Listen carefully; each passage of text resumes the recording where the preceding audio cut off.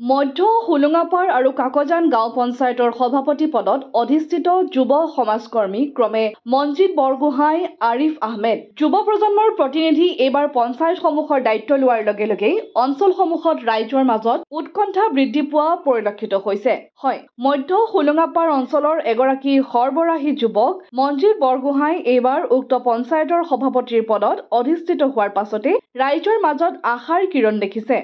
মনজিত এগৰাকী কম বয়সৰ যুৱকৰ লগতে বিভিন্ন সময়ত হুলুঙাপাৰ অঞ্চলৰ সামাজিক কাম-কাজত জড়িত থকাৰ লগতে বিভিন্ন সময়ত বিভিন্ন আৰ্টক সহায় কৰি আহিছে। সেয়ে ৰাইজে মনজিতক ৱাৰ্ডৰ পৰা অপ্ৰতিদ্বন্দ্বী ৰূপে পঞ্চায়তৰ প্ৰতিনিধি হিচাপে নিৰ্বাচিত কৰিছিল পঞ্চায়ত নিৰ্বাচনত। আৰু এতিয়া সকলোৰে সমৰ্থনত পঞ্চায়তৰ সভাপতিৰ পদত অধিষ্ঠিত হৈছে এইগৰাকী যুৱ সমাজকৰ্মী। সকলোৱে আশা কৰিছে মনজিতে ৰাইজৰ সকলো অভাৱ অভিযোগ পূৰণ কৰিব। ইপিনে ইমান কম বয়সতে পঞ্চায়তৰ সভাপতিৰ দৰে গধুৰ দায়িত্ব পাই আনন্দিত হৈ পৰিছে মনজিত আৰু মধ্য হুলুঙাপাৰ পঞ্চায়তখন অসমৰ ভিতৰতে এখন উন্নয়নশীল পঞ্চায়ত হিচাপে গঢ় দিবলৈ ৰাইজৰ সহায় সহযোগ তথা পৰামৰ্শ কামনা কৰিছে।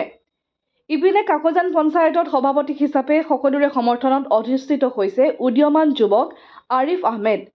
সৰুৰে পৰা কাকজানৰ ক্ৰীড়া সামাজিক ক্ষেত্ৰখনত অহৰহ কাম কৰি থকা আৰিফে এইবাৰ পঞ্চায়তৰ দায়িত্ব লৈ বৃহত্তৰ কাকজান অঞ্চলৰ ৰাইজক সৰ্বতোপ্ৰকাৰে সহায় কৰাৰ সপোন দেখিছে আৰু এই ক্ষেত্ৰত আগুৱাই যাবলৈ ৰাইজৰ আশীৰ্বাদ বিচাৰিছে।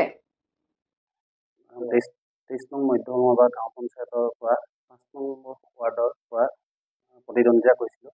মই বিনা প্ৰতিদ্বন্দ্বিতাৰে জয়ী হৈ এতিয়া জয়ী হোৱাৰ পাছত আমাৰ দলে আৰু সেই মোক সভাপতিভাৱে নিৰ্বাচিত কৰিলে। গতিকে মই অনাগত দিনত 23 নং মধ্য হুলুঙাপাৰ গাঁও পঞ্চায়তখন অসমৰ ভিতৰত এখন উন্নয়নমুখী কৰিবলৈ চেষ্টা কৰিম। তাৰ বাবে ৰাইজৰ সহায় সহযোগিতা দিহা পৰামৰ্শ সকলোখিনি যাতে ৰাইজে মোক আগবঢ়ায় তাৰ প্ৰতি মই ৰাইজৰ আহ্বান জনাইছোঁ। আৰু মোক এটা বহুত সৰুতে এটা গধুৰ দায়িত্ব হৈছে।